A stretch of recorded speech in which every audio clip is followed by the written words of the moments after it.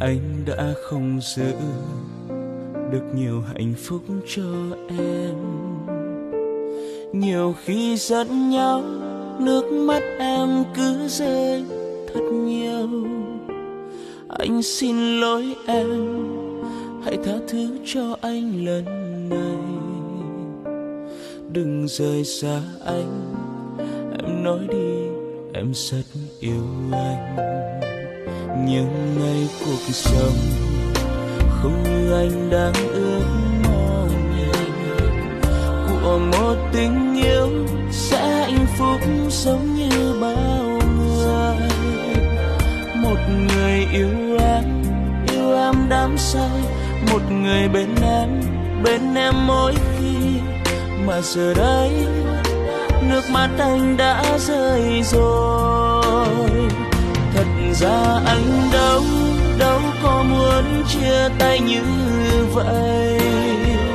Người yêu em ơi, anh lại nhớ em đang ở đâu. Bàn tay nhỏ bé, khuôn mặt ấy sao lại đổi thay để anh nơi này. Ngoài trời mưa cứ rơi lặng thầm, chỉ còn riêng anh. Thật sự nhiều khi muốn nhắn tin gửi cho em nhiều, lại sợ người ơi đang hạnh phúc vui bên một ai.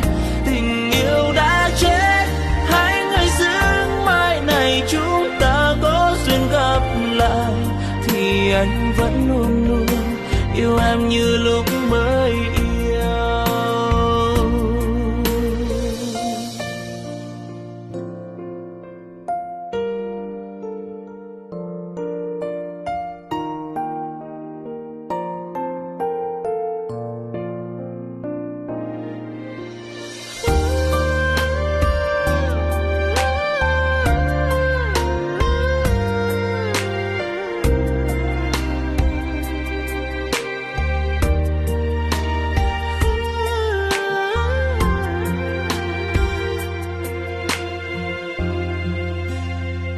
Anh đã không giữ được nhiều hạnh phúc cho em. Nhiều khi giận nhau, nước mắt em cứ rơi thật nhiều. Anh xin lỗi em, hãy tha thứ cho anh lần này.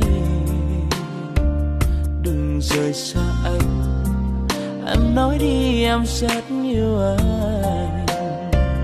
Nhưng ngày cuộc sống không như anh đang ước mơ,